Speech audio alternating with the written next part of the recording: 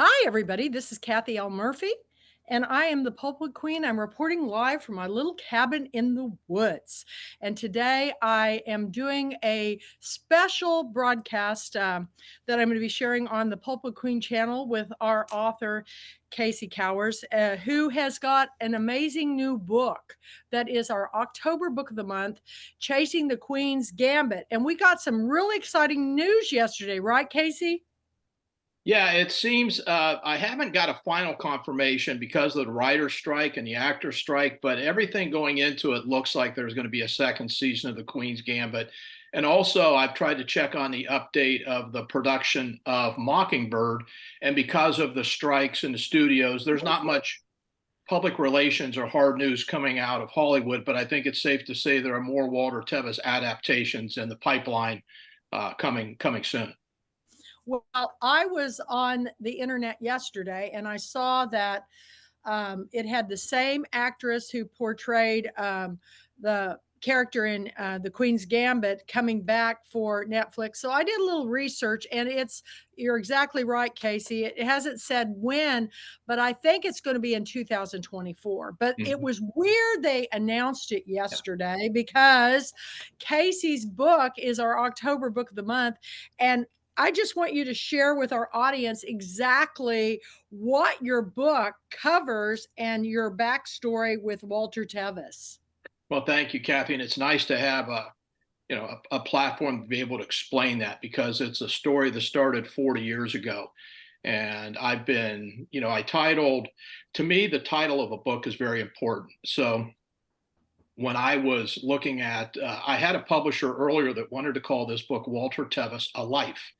And while that's a good title, to me, it didn't convey what the book was about for me.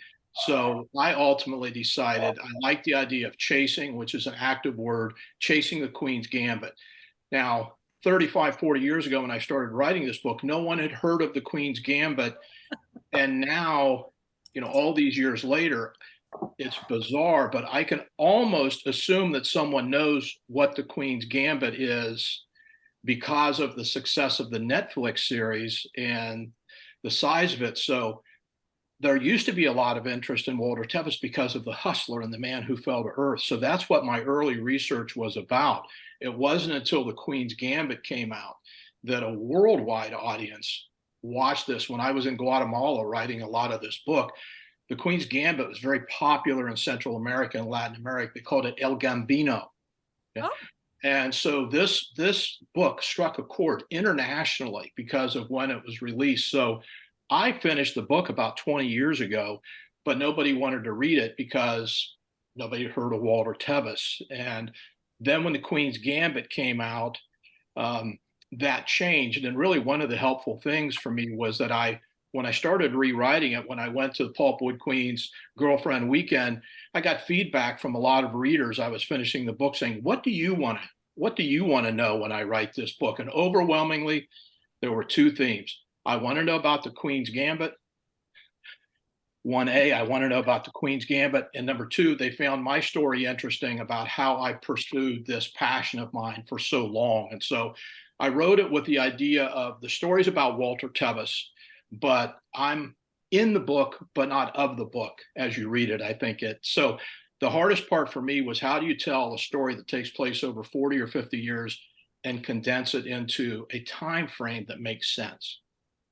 and I want the audience to know how in the world, a lot of people don't know about your book, a celebration of words and another celebration of words.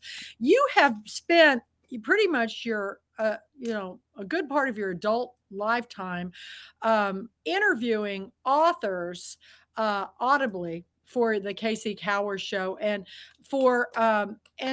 ones that that you've done that a lot of people have not, like James Lee Burke, Michael Connelly, Jeanette Walls, all these different authors.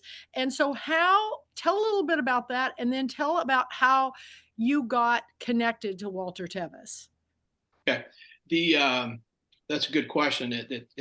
It's challenging to answer, but I'll do my best. Is that when I started interviewing authors about 40 years ago, I did it because of my love of reading.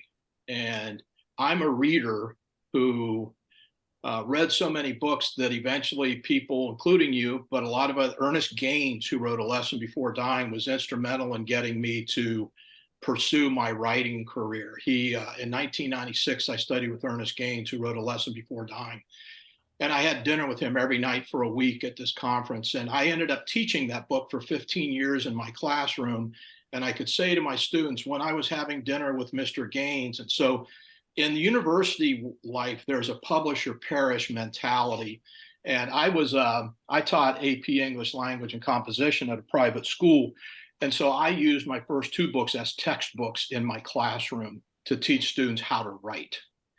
And as you and I have talked, I bet a couple good horses. Okay. If Walter Tevis hadn't come along, I just would be spending more time writing about Michael Connelly, Yeah, because Michael Connelly is a superstar right now. There's no one hotter than Michael Connelly right now. And he's so, great. for me right now, it's like, my focus is on Walter Tevis. So how did this passion with Tevis start? I will tell you, it's a gift. And it's a gift. My ability to read and write is a gift. My pursuit of this story was a gift. And I wrote a post yesterday about the Queen's Gambit where the executive director said, sometimes you fall into a story and you have to fall in love with it. You can't just like it. You have to fall in love with it. Well, I fell in love with the story of Walter Tevis.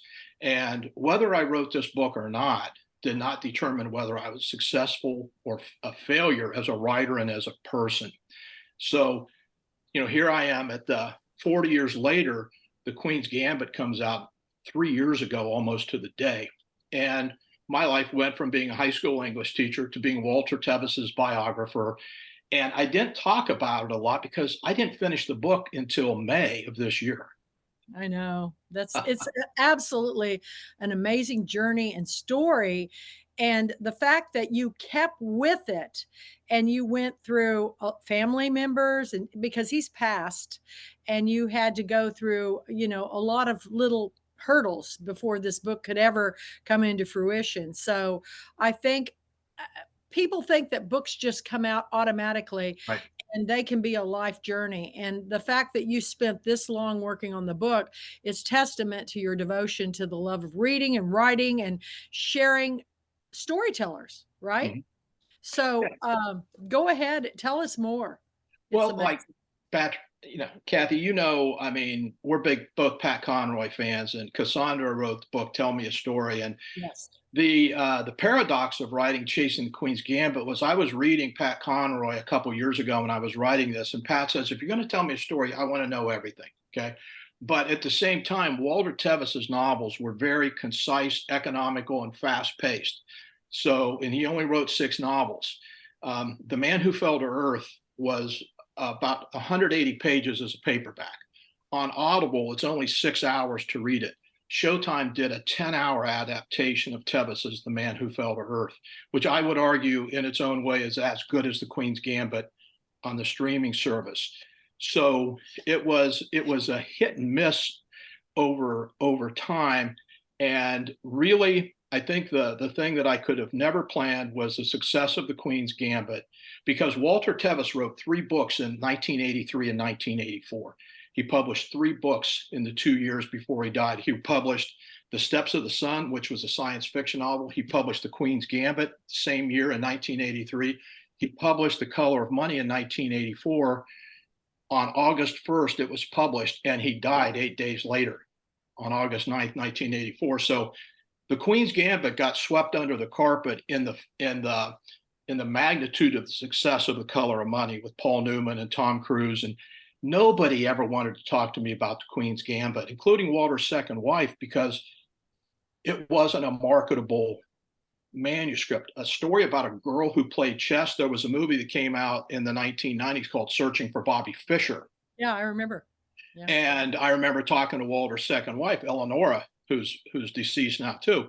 And she said that the studio said, "We love the Queen's Gambit, but who wants to see another movie about a child prodigy, especially a girl chess prodigy?" Oh, thank God they did it. Yeah. It was absolutely one of the best Yeah. series I've ever seen of any kind on any streaming service, and it was like the lead, I think, Netflix series that year it came out, and I was blown away by the actress, Yeah. and she did a remarkable job, and it also, in this age where we're now, empowering women, it was really amazing, the story and the fact that he, can you tell us anything about what made him? Was he a chess player himself? Tell us more about that. Yeah, Walter was a chess player. He loved to play chess. He was a bit of an he was an extrovert when he drank, and he was an introvert after he got sober. And chess was a game that appealed to him because he could play. He played a computer. He lived in New York, but rather than walk down to the parks and play against speed chess players, which he did sometimes, he preferred to sit in his apartment on 30th Street, his brownstone, and play a computer to learn chess more effectively. So, but Walter wrote about chess as much as he wrote about pool. He's primarily known for pool and Fast Eddie Felson, Minnesota Fats, The Hustler, The Color of Money. But Walter also wrote a lot of articles about chess for Sports Illustrated, for Playboy in the 80s and 90s. But he didn't have the Queen's Gambit, and really the Queen's Gambit came out of nowhere. The director Alan Scott, who he worked on the screenplay for over 20 years before it was released, and I think people that read the book will find the chapter on the Queen's Gambit. You'll come across names like Heath Ledger. Okay, how Heath Ledger was almost going to produce the Queen's Gambit. In fact, Alan Scott, the director, talked to Heath Ledger about doing the Queen's Gambit in the afternoon, about how they were going to cast the series. And Heath Ledger died 3 hours later of a drug overdose that same day. That's And when incredible. Alan Scott got the news about Heath Ledger, that was 2008, he just put the project aside. He lost his heart for it. He had Bernardo Bartolucci interested in producing the film. Like Scott said, there wasn't a year for 20 years where the Queen's Gambit wasn't going to get made. But it took the Netflix length of 7 hours of doing 7 episodes to really bring the story to fruition. And the key was that, and again, the chapter on the Queen's Gambit's about 35 or 40 pages long. I'm very proud of it. But when they finally released it, Alan Scott had done a Netflix series called Godless, which was successful but very low budget. So when he presented the budget to Netflix, they bought into the idea based on the success of Godless.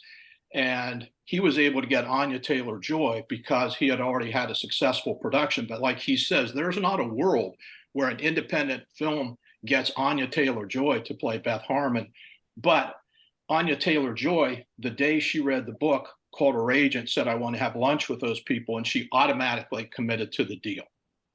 Well, it's brilliant, and when this does come out, it says for a limited series, she's gonna be back playing the character, and to me, I don't think anybody could now portray her. She's kind of like Judy Garland, the Wizard of Oz. Once somebody captures that role, they've got it, and I look so forward to this, and whatever anybody does, they need to read your book.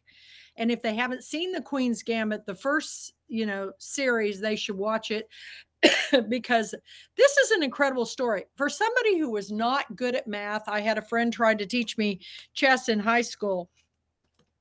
It was kind of difficult for me, but I was became so ultimately fascinated with the story that you forget that it's a game about, not it's not only challenging yourself, but whoever you're playing against. And I found it absolutely. Who would ever think that a series about people, playing chess would get this kind of notoriety? And it has. It has. And I really think that if you have any interest in, you know, any of this, that they've got to read your book. I mean, it's just absolutely fascinating. What's the most unusual thing that you found out when you were talking to him that really surprised you about Walter Tevis? Well, I think the thing that Walter Tevis was obsessed with winning. Okay, and We find that in Fast Eddie Felson, where Eddie wins, but he says winning is not enough. He has to be the best. And Tevis wrote about that Fast Eddie, he was trying to create a Shakespeare that played pool, that a man could do something that the world doesn't see as glamorous, but commit himself wholly to it. And then with the Queen's Gambit, he revisited that idea of being the best in the world. And really, what the Queen's Gambit is about is intelligent, powerful women, not chess. And Tevis was raised by very strong women, and he took advantage of a lot of women in his life. And he wrote about that. But the Queen's Gambit was Walter's testimony to the genius of women and strong women. And another story, which I think people would find fascinating, is I believe her name, Marion Heller, who plays Beth's mom. Yeah. She was not a famous actor. And so whoever was supposed to do her role dropped out. And the co-director called the studio and said, we lost Beth's mom. I have an actor who can fit it, can slide right into it. And they green lighted it without even having her read for the part. And there are some scenes where she steals the show, because you think that it's going to be the mom steps in, the foster mom steps in, she's a killjoy, but she just flipped that idea on its head, and it turns into a Thelma and Louise of sorts for mother-daughter. And it was brilliant. And I think the timing of the series was such that the actors needed the work, the writers were committed to the project, and they delivered as close to perfection as you'll ever see, I think, in a Netflix series or a series of any kind. And the danger of doing sequels is how can you top that? But I'm probably the only person in the world. I've been the world authority on Walter Tevis for 30 years, and that and a quarter would get me a cup of coffee up until a couple of years ago. But Walter Tevis actually talked about doing a sequel to The Queen's Gambit in 1983 in an interview that he did. But he said it would be looking back at Beth Harmon from an adult's perspective. So Tevis did talk about a sequel to The Queen's Gambit, but that shouldn't surprise us, because The Hustler turns into The Color of Money. Right. Who Fell to Earth has been adapted twice since then. The Queen's Gambit. I'm going to go out on a limb here, and I think that they're missing the boat on not bringing back Fast Eddie Felson in a new series that starts with a strong male character as Fast Eddie Felson as a young man going through The Color of Money. That would be a great series. So, I would love to be a consultant or work with people that want to do Walter Tevis projects in the future. My thrill, Kathy, you know me, I'm an academic, I'm a researcher. The reason I finished this book, I want an accurate reflection of Walter Tevis's life for future scholars to study. It's not about the money. It's Yeah. about It's the truth. exactly what you've done, Kacey. I mean, what you've done is you have created for the world these audible histories, and then you put them into books. That a celebration of words, another celebration of words. You're putting down, and I don't think, other than these passion projects, I think, are what are the most long lasting things in the world. It's not about the money, it's about the passion. And Walter Tevis had a passion, and so do you. And that's why I made you October Book of the Month. And, we go back to 2006 when you first came to my girlfriend weekend. And I knew when I heard about you and, started listening to your shows with that you were doing, that you were as passionate about reading. Mm. And this is something that a lot of people don't understand about my book club. This book club is not about what a lot of people think it is, a bunch of girls wearing crowns being silly. This is a book about, this is a book club about how books saved my life. By reading, I found my place in the world. And I think by your sharing the stories of your authors, it also has become, your passion project. So tell us a little bit about why this became your passion project, just the fact, these Yeah, authors and reading, that, that, because people that need to know this. They that's a do. good story. My first career, I was a stockbroker for about 25 years. I worked on Wall Street. I had some pretty big positions and I enjoyed it. But when I don't know, after about, I don't know, my late 40s, I started really becoming interested in reading. And I started corresponding with an author by the name of Andre Dubus. And I just started. Then what happened was, this sounds very egotistical, and it is, but when Oprah Winfrey changed her book club from being a book of the month to reading the classics because of Jonathan Franzen's arrogant act of not wanting to accept a prize from Oprah, she stopped doing books. And I knew a lot of people whose books she chose. They were friends of mine. Andre Dubus III, she changed his life. So I was so angry that um, I said, I'm going to start a book club. I'm going to call it the Kacey Kowars Show, and I'm going to interview authors every month so the book clubs can listen to a modern story that's been told. And I would do interviews, and book club members could listen to the interview before their book club. That's the way I started it. And it took off. And I mean, I still have the site up live. It's been live for 20 years now. And there are 8 interviews with Michael Conley on my website. I was doing an interview back in 2017 with a journalist in Orlando. And she said to me, "What's it feel like to be the father of podcasting?" And Yeah. this was 2017. And I said, "What's a podcast?" Yeah. And she said, "It's what you do every week with your authors. I listen to some of your podcasts, and if you put these in the Apple Store, you make a lot of money." Well, I've heard that a lot of times. If you do this, you'll make a lot of money. Part of the keys to longevity as a writer is not spending all your money, okay? Is I couldn't chase every technological boom that came along. I haven't updated my website in 20 years, okay? Yeah. Because it's the content on the website that's important. And when I started recording these interviews, I recorded them on a dual cassette tape recorder. First time I interviewed Michael Conley, it was on a dual cassette tape recorder. And I took that cassette down to my editor, Chuck Adkins, who's a silent hero in this project. Chuck uploaded it to GoDaddy, and all of a sudden these things are, people all over the world are listening to them. And so I guess to a certain extent, I did have a hand in starting podcasting. Still haven't made a penny at it, Kathy. So Well, I could agree with that. but that's I never know. why I did it. But it gave me such credibility as a teacher. I mean, imagining you're sitting out in the class and I'm talking about The Glass Castle by Jeanette Walls, and I queue up on the PA system my interview with Jeanette Walls, and I'm talking to Jeanette. Eventually, my students look at me and go, "Mr. Kowars, is that you?" And I'd say, "Yes, it was." And you know, 16, 17-year-old kids, it's hard to impress them. Well, then when we read The Things They Carried by Tim O'Brien, I would play my interview with Tim O'Brien. They'd be like, "Mr. Kowars, is that you talking to Tim O'Brien?" "Yes, it is." And they would Yes. say, "Do you know all the authors of the books we read?" I said, "I didn't know F. Scott Fitzgerald."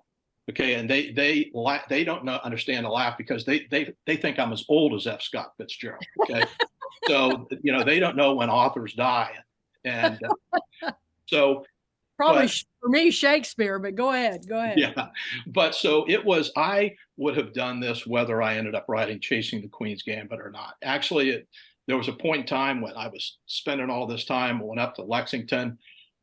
Uh, I've been disappointed so many times writing this book. I told Sharon, I said, I can't handle another disappointment with this book. If I get to the point where it's going to be published, I mean, I said last time we talked, June 19th and 20th, we uploaded this book, the manuscript. I didn't leave the house for a couple of days because I said, my luck, I'm going to get wiped out in a traffic accident like the day before I upload Chasing the Queen's Gambit. So this is my life's work. This is my legacy as a writer.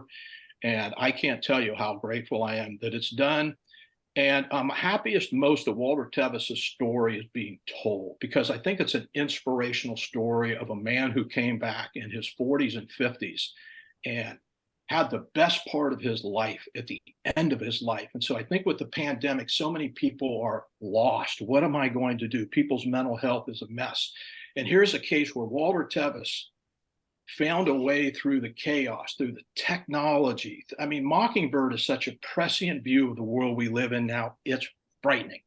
And I'm going to go on record here. I would rather see Mockingbird turned into a streaming service series. I would rather see that more so than Queen's Gambit.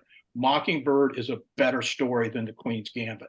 When I did Mockingbird 2 years ago, started talking about it on the PBS special, it was out of print. You couldn't even find it in libraries or bookstores.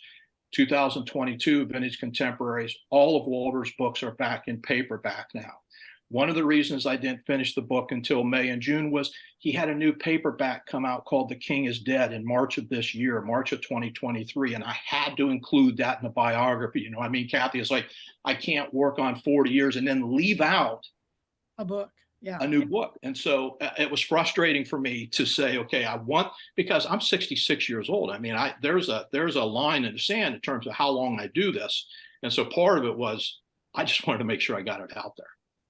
Well, thank God you did, because, there are very few people in this country that I have met that are as passionate about books and reading as you are. But for me, I understand totally, because it's our life's work. Mhm. My book club has been my life's work, and COVID really tipped my world upside down, because people started bailing. They didn't want to go on Zoom. They wanted to be live. And it's been a struggle, but I think it's coming back around, because we're going into our 24th year. And as you know, you were my co-host for my girlfriend weekend in Amelia Island, Florida.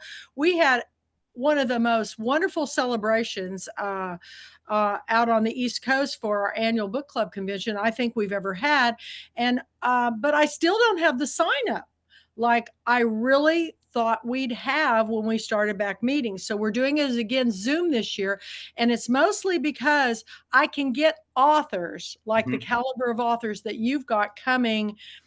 You've been featuring in your books. I've got, Jamie Ford, Lisa, no, not Lisa Wingate, Jamie Ford, Lisa C. I'm talking to Adriana Trigiani. She wants to talk more about it. I've got William Bernhardt and his wife, Laura. I've got Abbott Kohler, Marilyn Simon Rothstein, and I've got you coming back to talk about these passion book projects of people that almost put books and reading above their own selves. And that's what's important to me, is the books that are telling stories that people are so passionate about, that to me every one of my book club selections should be a series. I mean, I could see them do a whole, interview series with you just about this new book on Chasing the Queen's Gambit. Even though there's been things covered, there's so much more that is not known. And for people who are passionate about, his work, I think I honestly, if everybody doesn't run out and read this book right away, I'm going to be shocked, because it's a fascinating story of a Well, wonderful. Kathy, let me just interrupt you here for a moment and talk about the reality is that COVID, broke the back of a lot of book clubs, broke the back of a lot of bookstores, broke the back of a lot of readers and writers. And, I clearly remember about a year and a half ago, you and I talking. You asked me, you said, and I'm telling this as a story of how it actually works. We say, there's not a lot of difference between the people that speak at the Pulpwood Queens book clubs and the people that are sitting in the audience. Okay. No, But right. the room from the audience to the podium happens over time. And, I took the risk of going to Nashville for the Southern Festival of Books when you asked me about it, because I believe in-person book conversations. The Absolutely. reason I'm getting so much grace right now is I was a high school English teacher for the last 15 years. I just retired. And when I tell people I was an English teacher, they give me the benefit of the doubt. But I went to Nashville. I met the owner and a couple, the events coordinator and the business director of a big bookstore in Nashville, Tennessee. I got pictures taken with them. I got to know them more so than a cursory email. Well, when I finished the book, I got in touch with those people. I sent a picture of us together.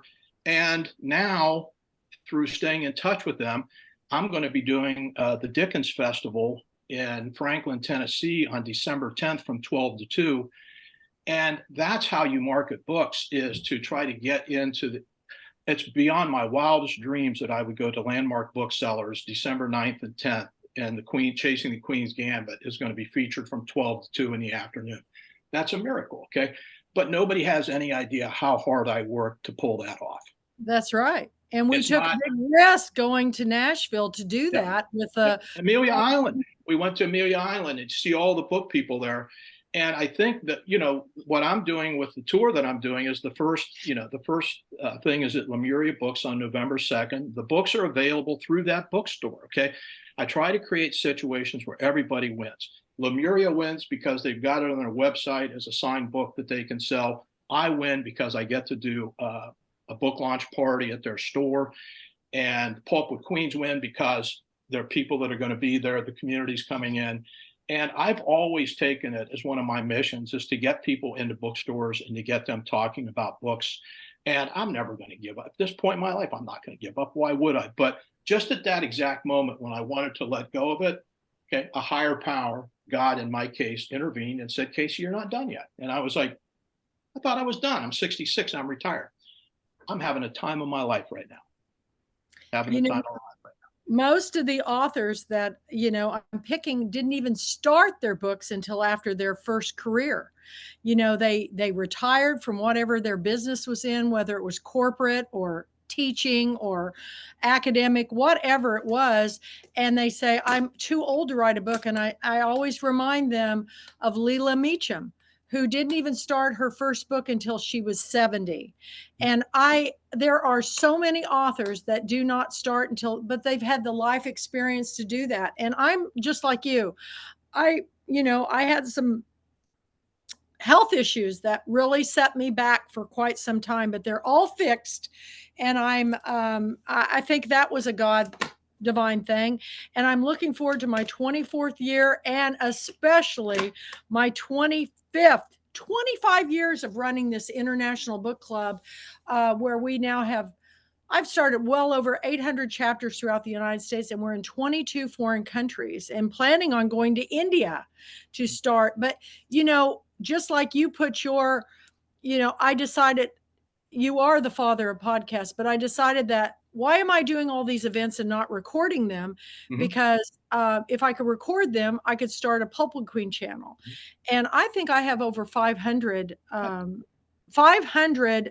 author book event things up on my Pulpwood Queen channel on YouTube. So I hope everybody subscribes, and I hope they go back and watch all the interviews with you and all the things that we've done through the years. I've done, I feel like we have a lot more in us to continue doing this, and hopefully we'll get you on the talk show circuit, and maybe, these online streaming services will pick up your book. I mean, Hey, that's the whole purpose, is to get these stories and these authors out there where people can hear about them, because you're in Florida and here I am in East Texas, but reading is a global issue.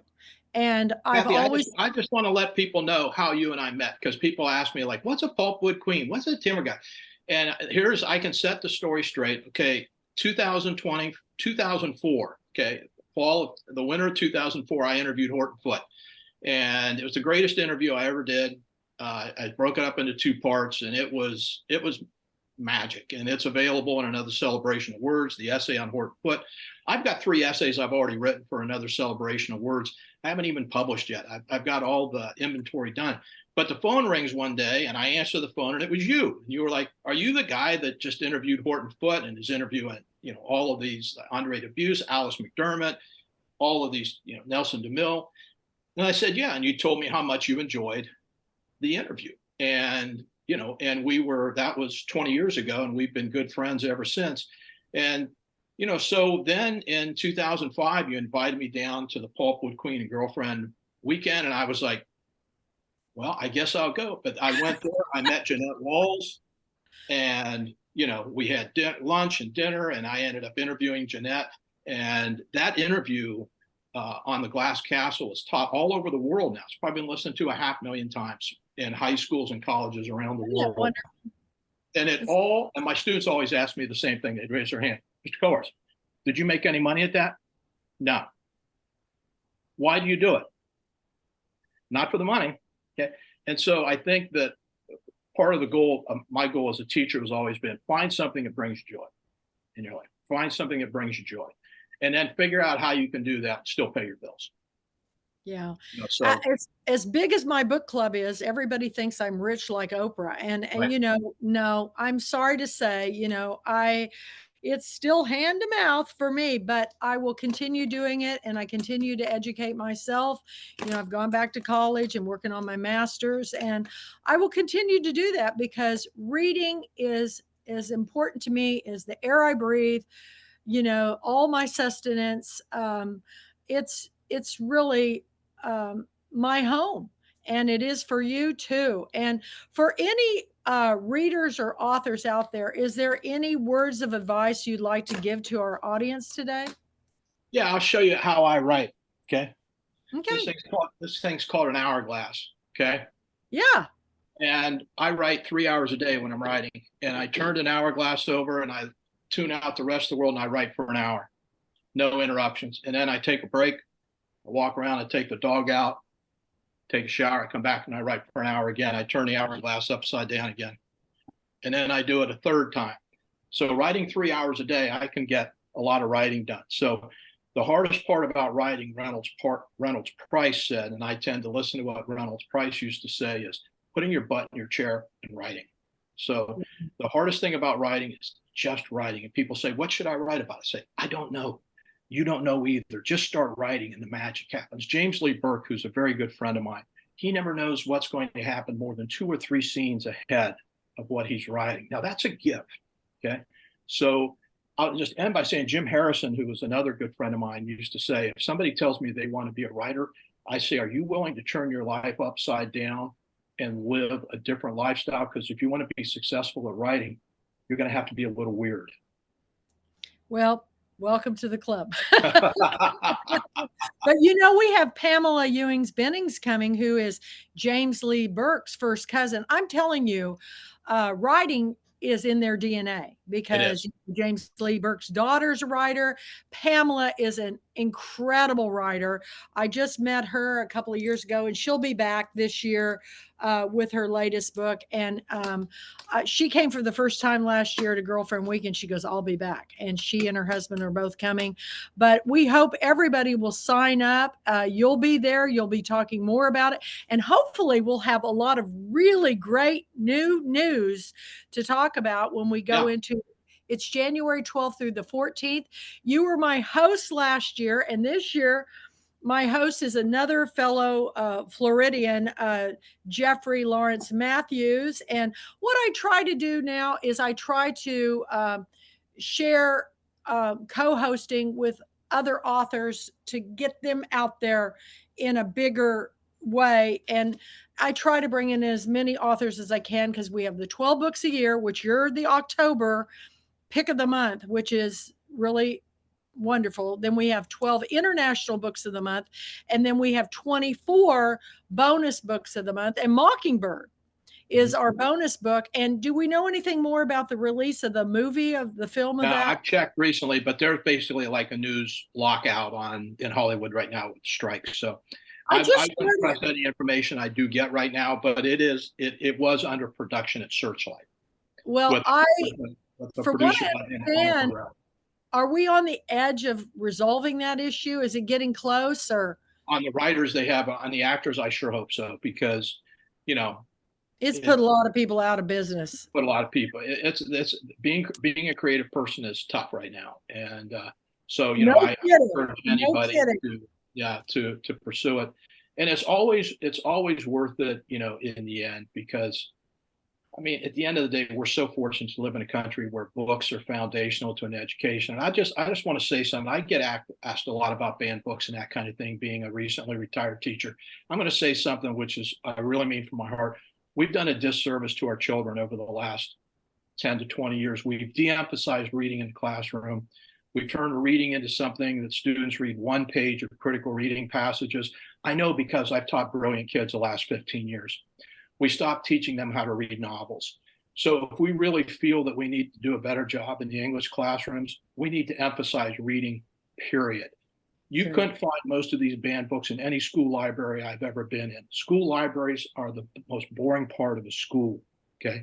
So we need to focus on kids, getting them to read at a young age, and we need to trust English teachers that they know what they're doing.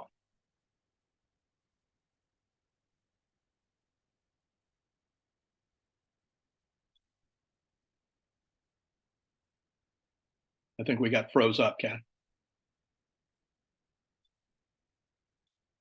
But that's I obviously being an English teacher, I'm not in favor of any book being banned. Well, Kathy, we've hit a frozen screen here. Thank you for your time and your attention, and thank you to everybody who's listening out in Zoom land. And I hope you enjoyed chasing the Queen's Gambit, and I hope I get to meet you down the road. Thank you.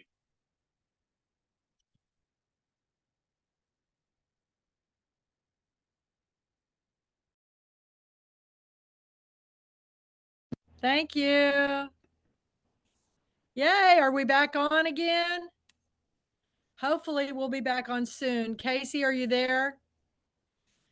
Coming back. We're being recorded. Hello.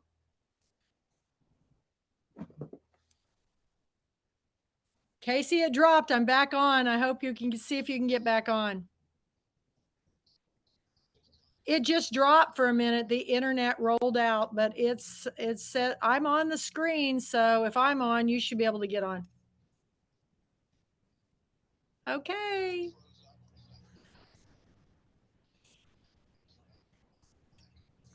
Okay. Here we go, Kacey. You're back on. We'll wrap this up. Okay. Yeah, it's coming. There you are. Okay. Yeah. There we go. Well, everybody, sorry. We've been having rolling kind of dropping and blackouts on internet from here to Tyler because I tried to do a Zoom with Kacey last Tuesday and I couldn't figure out why we weren't getting it. And it's the internet's going in and out. And we've had some storms and stuff. I don't know why, but I'm so glad we got this recorded. I will download it now and be putting it up on the Pulpwood Queen channel.